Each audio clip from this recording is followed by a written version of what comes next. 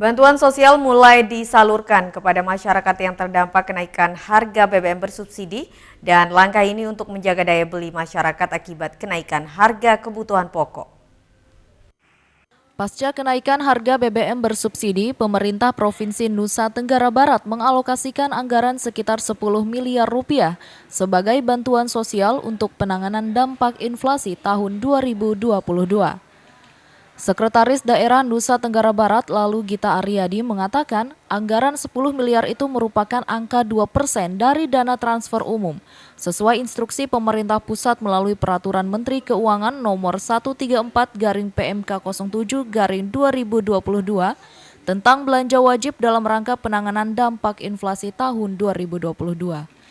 Karena ada juknisnya, kita enggak dalam konteks ini enggak spekulasi, pasti sudah ada juknis.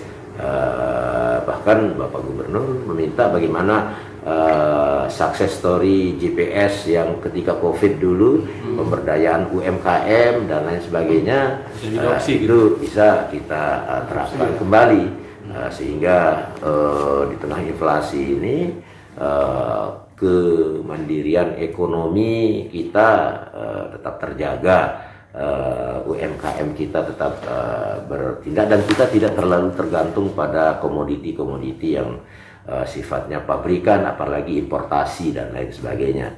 Nah, Dinas Ketahanan Pangan masih bentuknya sifatnya usulan atau gimana modelnya? Tergantung dari kebanyakan kita yang mempersiapkan, kita persiapkan. Nanti kita berapa usulannya? Berapa? Sekitar berapa kira-kira usulan? 10 itu sekitar 10 Pak ya. Rencananya bantuan sosial ini akan disalurkan seperti JPS di saat COVID-19 dengan sasaran warga terdampak yang belum tercover oleh pemerintah pusat. Dengan harapan pelaku UMKM seperti terdahulu, dengan harapan dapat memberikan pengaruh di sektor perekonomian bagi para pelaku UMKM pasca kenaikan harga BBM bersubsidi. Agar tepat sasaran penyaluran bansos tersebut, Pemda Nusa Tenggara Barat hingga saat ini masih berkoordinasi dengan kabupaten kota terkait jumlah data penerima bansos. Dari Mataram, Vinka Andini, iNews melaporkan. Pemirsa, penyewa kantin sekolah mengadukan manajemen sekolah menengah atas 6 Mataram ke Badan Pengelolaan Keuangan Aset Daerah Provinsi NTB menyusul pemutusan kontrak secara sepihak. Terhitung sejak 2 pekan, kantin sekolah menengah atas 6 Mataram yang ada di Kelurahan Cakranegara, Kecamatan Sandubaya, Kota Mataram tidak beroperasi. Penutupan sementara oleh pihak kepala sekolah per 30 September lalu sesuai dengan kesepakatan rapat. Itu mulai kapan mulai ditutup ini kantin ini? Terhitung berarti mulai kemarin yang kita sepakati hasil notular rapat itu tanggal 30 September. 30 September. Ya, karena kita menyepakati di hari itu bahwa kantin tutup untuk sementara. Oh, sementara. Terus kapan dibuka, Pak? Menunggu keputusan dari Kepala SMA Negeri Mataram, menunggu keputusan dari, kan ini sedang kita laporkan Pak ke Pak Kadis, kami laporkan sekarang Pak KCD turun. Nah, dari hasil arahan dari Dinas Dikbud Provinsi, maka nanti kantin akan beroperasi sesuai dengan arahan dari Dinas Dikbud Provinsi. Penutupan sementara kantin sekolah berimbas pada pemutusan kontrak atau sewa dan merasa dirugikan, penyewa kantin mengadu ke BPKAD Provinsi Nusa Tenggara Barat. BPKAD yang akan ditempuh, artinya ini kan saya akan ke DPR supaya dipanggil untuk DPR supaya dia mempreser nih masuk ke kas daerah. Nah, kalau saya akan diadukan ke sana juga. Saya mau adukan. Artinya lokusnya bukan hanya SMA 6, tapi seluruh sekolah-sekolah menengah yang di bawah provinsi ini, SMK mau SMA harus dikelola oleh aset.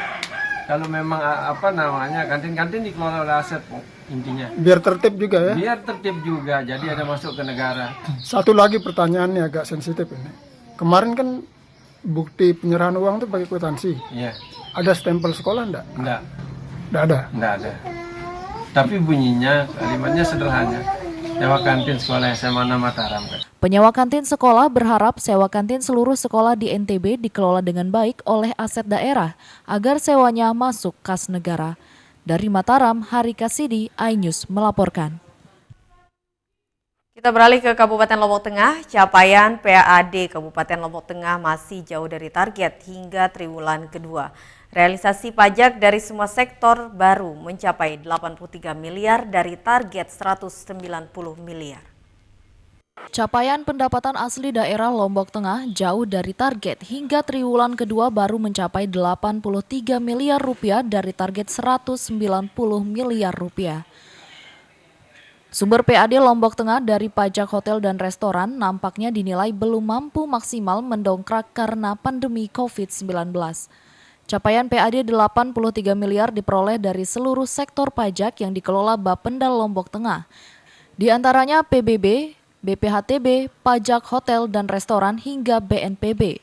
Itu sudah, kalau PBB sudah di rata-rata di angka 60. Ya. Hari ini sudah pendapatan kami sudah nilai nominalnya 83 miliar. 83 miliar. Dari sebelumnya dikumpulkan sudah hari itu ya? Ya.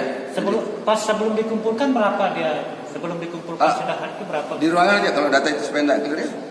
Yang saya bilang tadi 83 itu seluruh pendapatan dari sektor pajak.